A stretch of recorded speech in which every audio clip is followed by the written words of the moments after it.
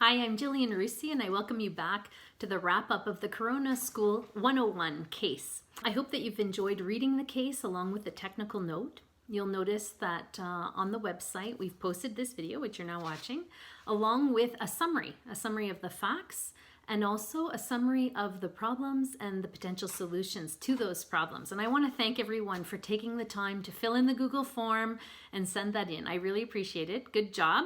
Good work. I also posted up 2 documents. They were sent to me by author and speaker Ron Morrish. We recommended his book in the technical note under discipline because he has a lot of great suggestions, practical advice for parents and teachers. I had contacted Ron to tell him that we had recommended his book and just to give him the links to the FDC website in case he was interested in checking it out. And he answered me right away and sent me these 2 handouts. He usually brings these handouts with him when he goes to a speaking event. And he told me that I had permission to post them up there for you. In case you don't have time to order his book and read it, well, here are 2 handouts that could hopefully be helpful to you if you're experiencing, as I'm sure many of you are, some issues with discipline with your kids and with your teenagers. So please enjoy those. I've received a lot of positive feedback from across the country about the case and the technical notes, so I'm glad that these are really helping parents. One mom said that she got her whole family together and they actually analyzed the case together as a family, which was an original idea. I had never thought of doing that. In analyzing the case, it gave them an opportunity to also discuss the difficulties that they're having in their family life. So I thought that was a brilliant idea. I was really happy to receive that message from her, and I want to share that with all of you in case that could be helpful and that you could try that in your own homes. It's super important to analyze our situation and to come up with concrete solutions and to get everyone on board. That's why we said that team meeting is really important, to have a family meeting. Maybe we've already set up a schedule and everything. Well, sometimes we have to reassess and say, how's it going? Are we still following the schedule? Does the schedule still work for us? These are very important things to consider. I realize that the case that we prepared reflects what the majority of people are living right now. A confinement at home, both parents are trying to do their professional work from home while homeschooling kids. However, of course, there are people who are in essential services and who are out working every day. And of course, those people have another level of stress. They might be worried about their own personal health and also about the fear of coming home and infecting their family. So these are stressful times for them. We hope that at least the part on communication will be really helpful for you. And we want you to know that if you are in those circumstances, we really appreciate all that you're doing. We hope that you will stay safe and your family will stay safe as well. This is really a time for couples to be there for each other and to support one another. I was listening to CBC radio in the car and I caught a part of an interview with a psychologist who was saying they're waiting to see what kind of a boom is going to come out of this situation in Canada. Will it be a baby boom or will it be a divorce boom? This is exactly why we prepared this case and technical note to help couples. In the Coronaschool 101 case, we see that Mom, Claire, has always felt that Paul was never there. And now he's always there, but he's distant. She feels he's distant. And we know that we can be living in close proximity with one another and yet still be distant by our silence, by our body language, by sarcastic comments that we make, sometimes under our breath. Those things create a distance. They don't bring us close together. The biggest gift that we can give our children is the security of knowing that their parents love each other. Now, it's normal that at this time there are all kinds of tensions, right? Our normal routines are disrupted, our habits, etc. Men might be really missing their sports. Women are definitely missing their haircuts. So it's normal that everything is a little bit off right now. Most people are feeling a little bit stretched right now, especially their patience. That's why we included an important part under communication for anger management, right? To help us get through those tough moments when people are pushing our buttons. We have to remember that our children and our teens are watching us all the time, and we have to give them a good example. If we mess up, which we do often, we have to sincerely apologize for what we've said or done, and then turn the page, right? This is an important example that we give them that will help them in their own future relationships. As a family enrichment moderator, my favorite cases to moderate are those dealing with communication and sex. If the communication in a couple is going well, then so is their sex life. Those two go together. One of the most important things you learn in a family enrichment course is to improve your communication skills, to become an active listener, and to really try and understand the other person. Of course, this applies especially with your spousal relationship, but also with your relationship with your children. Very important right now in these circumstances to be an active listener, to really understand the persons we love and to be there for them. When I'm talking about the marriage relationship, I always talk about the importance of being lovers and best friends. Best friends really know each other well. Spouses know each other intimately. We should know the good and the bad of our spouse. We should know what their dreams are and what their fears are. When we're really there for one another, we create a beautiful bond. And this is an opportunity to strengthen this bond. Every day, we need to show our love, our affection, our tenderness, right, through acts of kindness that we do for one another. This is what takes our relationship to another level. This is what helps us want to be good lovers. We need to show affection in the way that the other person craves it, which might be different from the way we crave it. That's why we put the 5 love languages on our resource list in the technical note. If you don't have time to read those books, well then by all means go online and do the quiz. You'll be surprised at what you learn about your spouse, what they like or what they prefer, right? So this is important that we communicate clearly about what we like, what we want, what would help us. And sometimes we have to choose the right moment to talk about these things. Often, little gestures of affection mean so much, and they usually don't cost any money, right? Holding hands while you go for a walk, giving an unexpected hug. Let's try to use this confinement time to really deepen our relationships. I encourage dads who have younger children to really try and help mom get stuff done. Women always have a lot of things to do. They have a lot of things running through their mind. And if dad says, okay, honey, what can I do to help you? Because you need to relax tonight. So, okay, and then they help us get our chores done, get the kitchen clean, get the kids bathed, put to bed. Now we can relax together. And that really makes a big difference. I encourage spouses to really be there for each other during these stressful times. Believe that your spouse wants the best for you, even when they annoy you by accident. We see in this case that Paul and Claire have had a fight over who was to keep the kids quiet during a meeting, and that's caused a distance between them. So I want to share with you a little personal anecdote. One day my husband had a very important meeting with deputy ministers, etc. I knew about it. I let the kids have screen time so that they would be super quiet. I was working on my laptop, getting stuff done, and without thinking, I started printing off worksheets, all kinds of stuff that I was finding because I was preparing lesson plans. At the end of his meeting, my husband came out and was not very happy because, in fact, the printer had gone on and on and on, and we have a loud printer, it seems, in our study.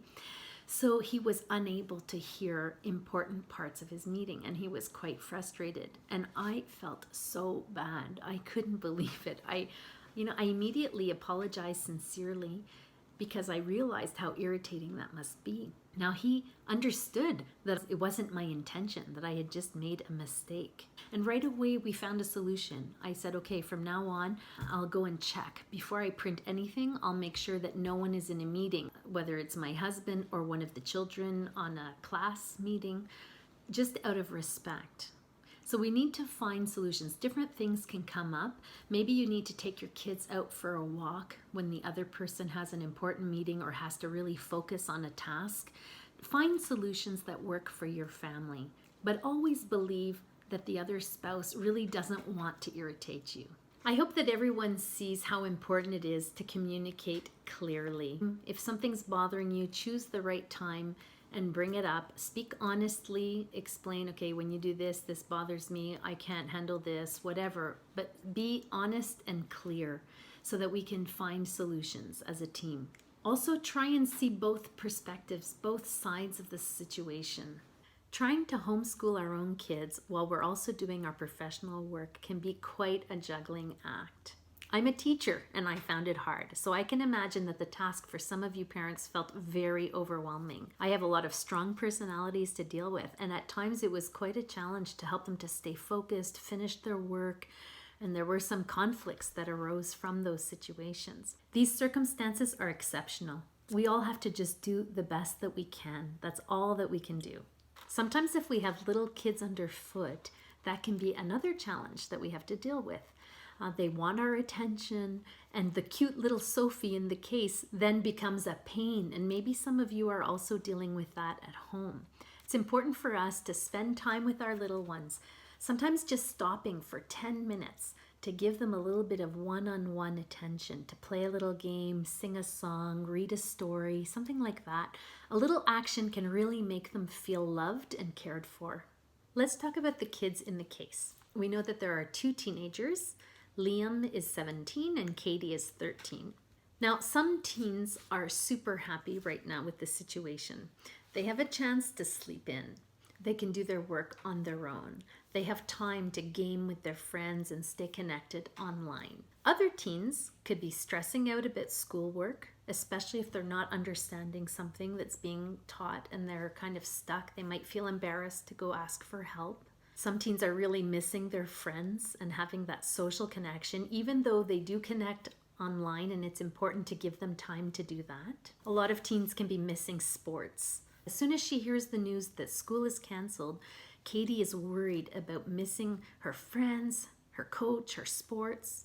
And at the end of the case, she's so happy when a friend drops by, rings the doorbell, leaves some baked goods as a surprise for her. Those acts of kindness mean so much. So if you're in a baking mood right now, maybe you can also think, who could we surprise today?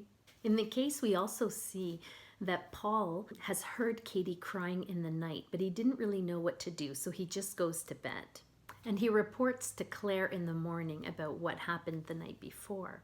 It's important to deal with things right away. So really, Paul should either have gone in to speak to Katie, just to knock on her door, say, can I come in? Are you okay? I thought I heard you crying. Is something wrong?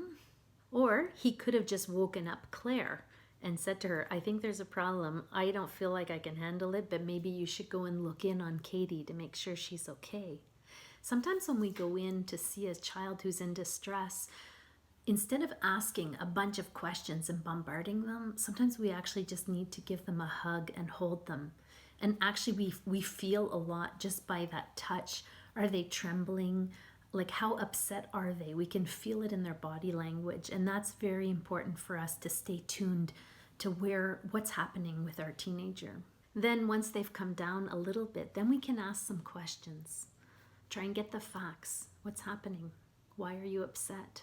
And we need to be aware that right now, since teens are online a lot, there can be all kinds of bullying, all kinds of exchanges. It's very important to avoid having screens in the bedrooms, especially at nighttime. A lot of teens are up late, I mean very late, and their parents have no idea that they're spending the night on their screens. But they do know that they're very moody the next day.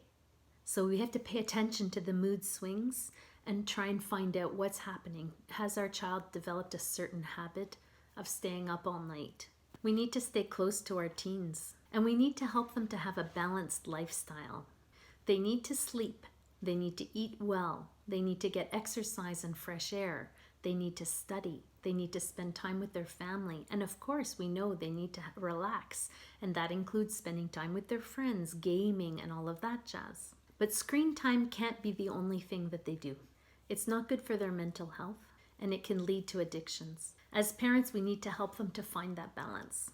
It's a challenge right now to keep kids off screens. We know that most kids will have more screen time than usual, and parents don't need to feel guilty about that, but there should be limits. In the case, we can see that Nathan, who has ADHD, is actually doing not too badly.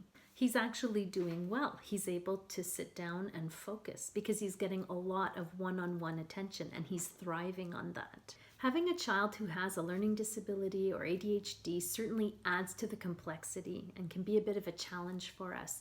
So we really do need to try and carve some time for them and make them feel like they're making progress. We really want to boost their self-esteem at this time and let them know that we're proud of all of the efforts that they're making. It's always wise to focus on the efforts that are put into the work rather than the results. A child who always hears that they're not doing great, that they have to redo this and redo that, it can really discourage them. We want to stay positive. This is an opportunity for us to spend some quality time and to really encourage our children and show them that we see that they have tremendous potential. We can see that Claire is a mom who runs the show, right? She's used to running her home. She likes things done her way, and I think a lot of women can identify with that. When we have everyone at home, there's a lot of people all the time, and things get dirtier quicker, and they also get messy. People leave things hanging around. There can be clutter that's accumulated. That's why having order is so important, and it gives so much peace to everyone in the home. We need to encourage everyone to put things back where they belong, and when everyone pitches in, it makes a big, big difference in running a smooth household. This is a time where we should be really delegating the tasks and sharing the household chores so that everyone feels part of the family. And that means that everybody should be working. Mom, dad, teens, kids, even toddlers can do little tiny things that make them feel so happy. I mean, you can stick a child at a window with Windex. Even if they're wasting 3 sheets of paper towel, it's worth it. They feel part of the gang. They feel like they're doing something. Take advantage to teach some life skills right now. The good habits that are acquired at this time will pay off in the long run because we have to keep those good habits going even after the pandemic ends. We're always going to remember the year 2020, let's face it. But when we look back, okay, we want to have perspective. We want our kids and ourselves to look back at this time and think, wow, that was tough. But we also had a lot of fun together as a family. So this is an important time right now to really build a strong family bond, to spend quality time together, to have fun together, to learn things together, to laugh together. This is also a special time to build special memories and maybe some traditions that you want to carry on. One tradition that we began is afternoon tea. And I think we're going to continue that after the pandemic ends because everyone really loves getting together at 4, having tea in fancy china cups, and just chatting about what we've been able to accomplish during the day so far. Then we divvy up the tasks, who's doing what for supper, cleanup, etc. So what are the traditions that you're going to continue? How are your kids going to remember this pandemic? That's the perspective. We've had a unique opportunity right now as parents to really get to know our children better. We're seeing them, the good, the bad, the ugly, and that's okay. That's okay. These are exceptional circumstances, so it doesn't always bring out the best in everyone. This is an opportunity for us to really get to know our kids and to enjoy them, even if they're driving us crazy. I wish you and your families all the best, and I hope that this case and the technical note and this wrap-up talk has been a little bit helpful. If you have any questions for me, you can reach out to me at info@familydevelopment.ca.